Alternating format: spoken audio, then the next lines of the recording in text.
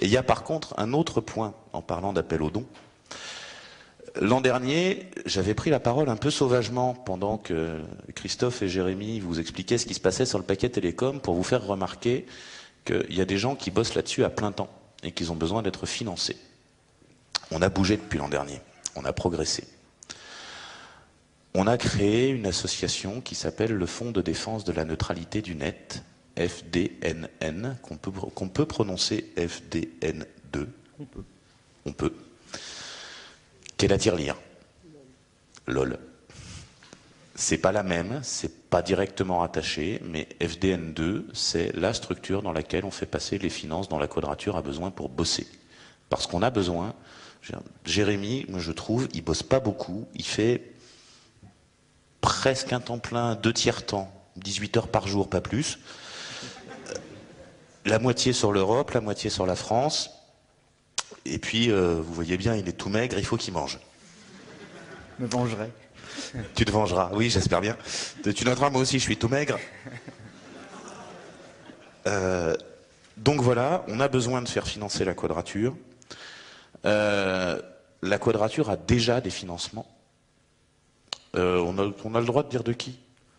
On a le droit. Oui, de la Fondation Soros. D'habitude, ils financent plutôt les révolutions dans les pays pas très démocratiques et ils se sont dit que chez nous, il valait mieux financer avant qu'après, ça coûterait moins cher de sauver ce qui nous reste de démocratie que d'en remettre plus tard. Déconnez pas, c'est pas flatteur. Donc, pour le moment, la Quadrature est financée par la Fondation Soros, par quelques dons privés. Je pense que ce serait plus sain qu'il y ait une grosse part du financement qui vienne de la communauté. Il faut comprendre ce dont on parle. On parle de financer énormément de frais, parce que ça coûte une fortune d'aller à Bruxelles, d'aller à Strasbourg, d'aller partout, de réserver des chambres d'hôtel, de bouffer sur place, enfin voilà. Il y a des frais énormes. C'est financer au moins l'équivalent de 2 plein temps, peut-être 3. Donc ce sont des gros montants. On a besoin de financement régulier, et puis il y a quelques opérations amusantes. On a décidé que pour défendre les libertés publiques, on allait faire comme l'État, on va vendre les biens publics. Je te laisse expliquer, Jérémy, c'est ton idée. Bon. Alors, l'idée, c'est que, vous voyez Pi. Pi. C'est rigolo parce que c'est infini. Et puis c'est numérique, et puis c'est un peu mystérieux, c'est un peu comme notre combat. Et puis c'est le logo de la Quadrature du net. Donc en fait, quiconque apportera son soutien financier en allant sur laquadrature.net/soutien obtiendra 1000 décimales de pi à titre non exclusif, personnalisé rien que pour lui, sous forme d'un superbe certificat en forme de diplôme designé avec amour et en latex par un expert en la matière que je ne nommerai pas. Non, moi je fais du réseau, rien à voir. Au-dessus d'un certain montant qu'on a volontairement fixé un petit peu haut, à 50 €, mais qui pendant les RMLL sera à 25, voire même en dessous. Tiens. Voilà. Vous aurez ce même certificat sur un tirage papier, sur un beau papier qu'éventuellement on enverra chez vous. Et au-delà d'un certain montant qu'on va là encore volontairement mettre haut parce qu'on n'a pas vocation à vendre des t-shirts, on vous offrira un t-shirt en série limitée collector qui ressemble un petit peu à celui-ci et qu'on appelle en fait un p-shirt. Donc c'était un petit peu tout pour la minute commerciale. On fera aussi tourner un chapeau dans... Non, je plaisante.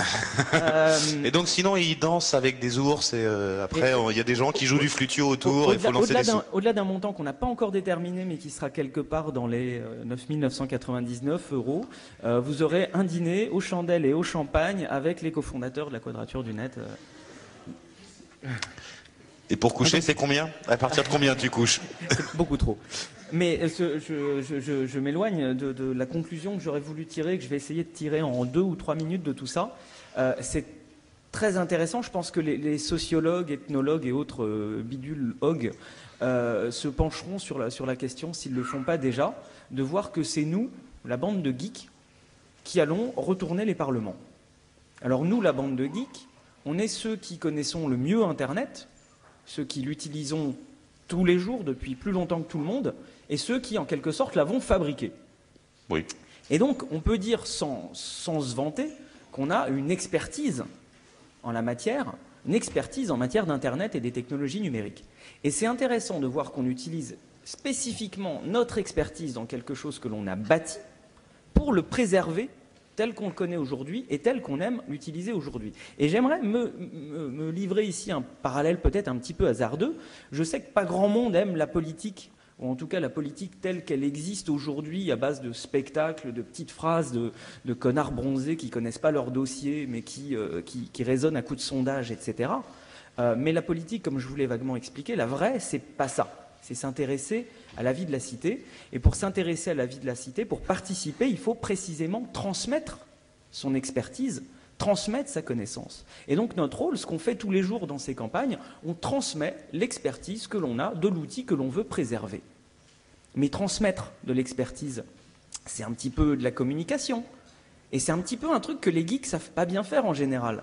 Et le parallèle hasardeux que je vais faire, c'est dire qu'en gros, ce qu'on est en train de faire, c'est faire la doc et faire les pages man qui vont avec l'outil qu'on a développé. Et que nous, les geeks, on sait qu'on n'aime pas faire les pages man et qu'on n'aime pas rédiger les docs.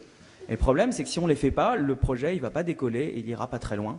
Donc, voilà, à vos éditeurs de texte, quoi. On ne peut pas laisser les parlementaires essayer d'écrire tout seuls le manuel d'Internet, ça ne va pas être bon. Voilà. Il va falloir qu'on s'en mêle. Bon.